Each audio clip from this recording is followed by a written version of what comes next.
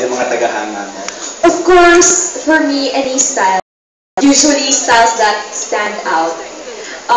Yung fashion ko kasi, it's very different every time mag-appear ako. But right now, ang style ko is really Lolita.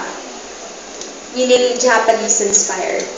Tapos of all the flavors pa ang tawag dyan sa mga scent? Scents. Anong favorite scent ng gusto-gusto mo dyan sa...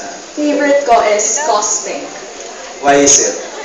Kasi it really, other than na yun yung perfume ko every time I cosplay, yan yung scent na for me, it really lightens up my mood a lot.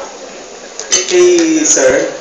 Of all the teens, why si Myrtle yung napili natin for that product? First of all, she won. Right? So siya nanalo. Ba't ako may kukuha na yung nanalo? No. Perfect actually si Myrtle. Kasi parang, I have to be honest yung may-ari ng ay nanonood ng PBB. And then, talagang pinapanood sila. And parang, Myrtle Struckers, parang iba yung personality ni Myrtle kasi. Parang, you will still take her seriously even though na iba yung damit niya, iba yung suot niya, kasi she has brains like this. As in, I get a chance to talk with her and naniniwala talaga na beyond what you see physically, kahit yung ganda yung talent niya, matalino yung bata. So, yeah, there. Yeah, kay Myrtle, ano masasabi mo doon? Ikaw yung first choice and last choice. Of course, it's an honor. Kasi this is my first time na mag-endorse. And pinili pa nila ako to be the representative of Lolita, Koji-san. So, I'm so thankful. If I may add, sorry, it's also first for the brand, for the company. Beauty Elements Ventures has been conservative in the sense that over the past 4 or 6 years that they have been in the market, they're doing really well, by the way. Hindi sila kumukuha ng artista. Never silang kumuha ng artista. And when we presented Myrtle for Lolita, sobrang na-excite yung may-ari.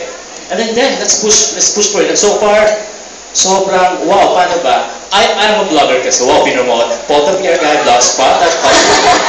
But anyway, I'll try kung gaano ang direction kasi namin is more online.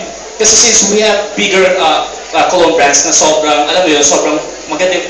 Well, they're doing really well in the market. Very targeted namin online. You know what I tried? Tinry ko kung gaano kalakas si Myrtle online. I tried blogging about her. Just for her, I know the bloggers will know for this. Not talagang, just for the particular post, I got 2,900 hits just one day. For that post, not for anything post, siya lang talaga. And when we launched the Facebook like a week ago, Facebook fan page ng Lolita, hindi pa namin sinasabi na siya, marami na nag-assume na si Myrtle na, which in fact siya nga, and na sobrang biglang taas. So, there, parang, like what I said, we broke the mold ng Beauty Elements Ventures by getting an endorser, and effective naman pala, sana magtuloy-tuloy. Siyempre, Beauty Elements kami pa rin agency, So yan. My last question, do you expect more, aside from the magazine na lalabas yung pinakita nyo, do you expect billboards and then commercials for that purpose? Commercials too early. Commercials too early for us pa. And then, in a way, conservative din si brand. Yung Beauty Elements Ventures, never sila nagko-commercial. But then, mas magandang investment namin sa print ad. And then, bus ads. And then online, and then billboard. Siguro in the near future, eventually, we're gonna maximize Myrtle, syempre, pero not in the near, not this year. Okay, thank you. Good luck to Thank you very much.